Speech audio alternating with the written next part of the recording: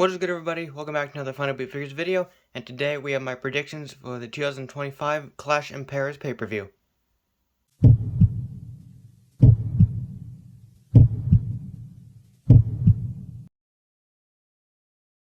There are 5 matches on this card currently. As of recording, I'm recording this on Wednesday, just because I don't think I would be able to be here again before SmackDown.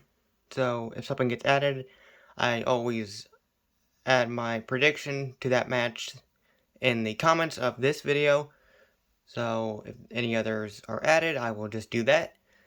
But there in Paris, overseas crowds are really fun to watch and to probably experience live. Of course, I'm probably never going to go overseas to watch something, pay-per-view or anything.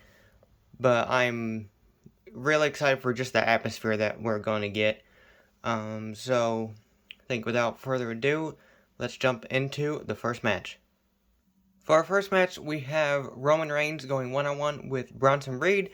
They've been kind of going back and forth. Bronson has stole Roman's shoes like twice. They call him the Tribal Thief, which I think is pretty clever. Braun Breaker's probably going to be here. I should have included him, but Seth probably won't be at ringside just because he has to defend his championship. But I think this is an easy win for Roman. They're in Paris. Everyone loves Roman still, even without the titles. Still big draw, fan favorite. And I see Roman picking up the win over Bronson Reed. Next up, we have a good old-fashioned Donnybrook match. Basically, it's no disqualification, extreme rules, no count out or anything. Just your typical kind of hardcore style match. But basically, they have weapons and stuff that are like from a bar or whatever. So there's like always barrels, there's like shillelaghs, trying to think what else there is. I can't really remember. There's been a couple of them. Sheamus has been, I think, in every single one of them.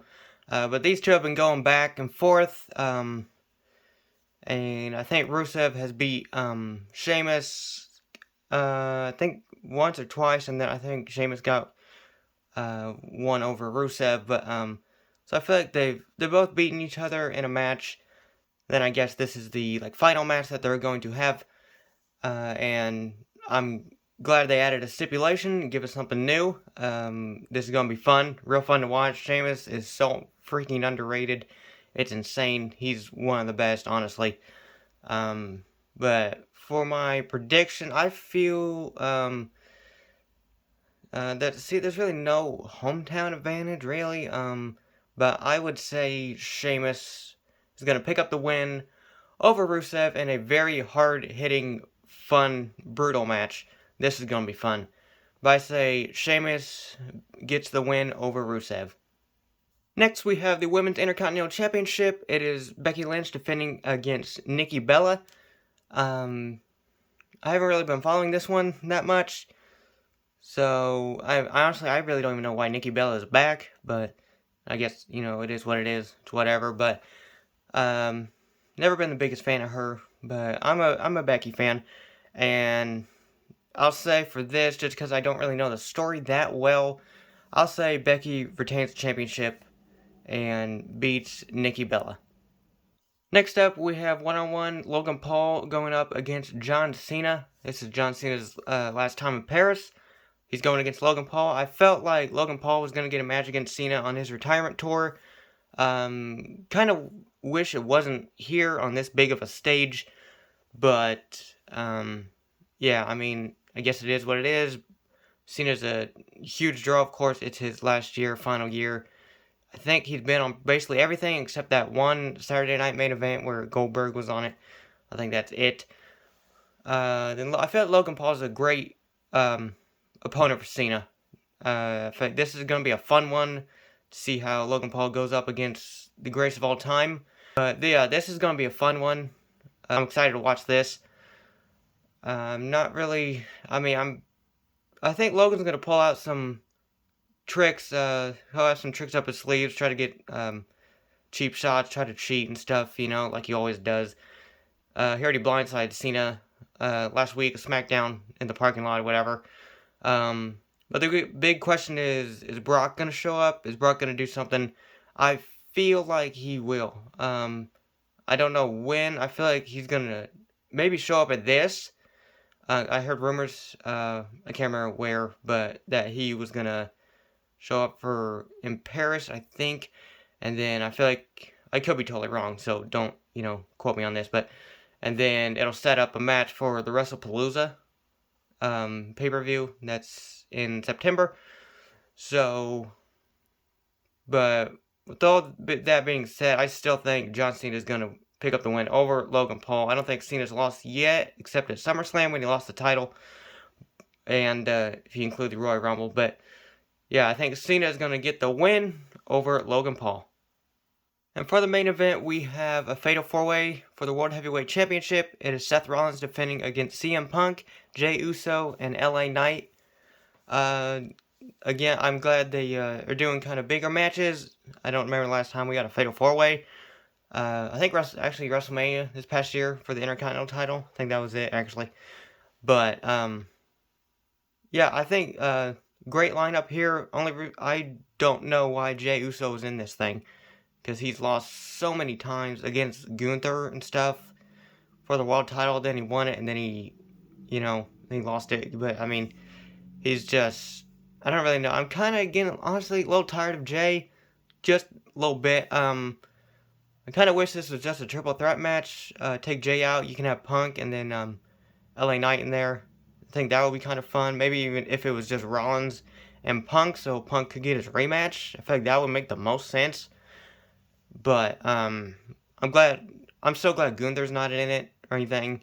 I was getting tired of him too. Him and Jey kind of wore me out on the world title because they just fought so many times. It got pretty stale. But again, we have the Fatal 4-Way here. Jay's not winning. I really don't want to see him win. LA Knight, I don't think it's quite his time yet. I feel he will get there one day. I feel he definitely will be a world champ one day. Punk, he did win it for like 5 minutes. Back at the SummerSlam, wasn't it? It was SummerSlam, yeah. One again, 5 minutes. Seth came out. He had Money in the Bank.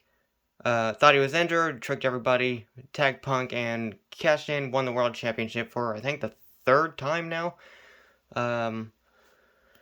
But, yeah, so Jay's not winning, LA Knight, not his time yet. Punk, I feel like it's honestly too early for him to win it back. I feel like they got to do a one-on-one Seth and Punk for world title stipulation or something. Hell in a Cell, that would be awesome if they did it in there. Punk has great Hell in a Cell matches. I mean, just look at his match with Drew from last year. It's insane. So, with all that being said, that leaves Seth Rollins as the winner. And I think he will be the winner and retain the World Heavyweight Championship. Well, I think that's going to do it for my Clash in Paris 2025 predictions. I'm pretty excited for this show. I love the international crowds, like I've said before. It's going to be a fun one. Excited to see how Logan Paul and Cena do. Roman's having a one-on-one match. The Fatal 4-Way is going to be really, really good. Donnybrook match is going to be just so hard-hitting and so fun. But yeah, I'm going in with pretty decently high expectations. I feel like it's going to be a good one. The crowd's going to bring it up even 10 times, even more, make it even better. I love international crowds, dude. It's a trip, man. But I think that's going to do it. Again, if more matches are added, I'll drop them in the comments. But that's going to do it. Like, comment, share, subscribe, and I will see you in the next one.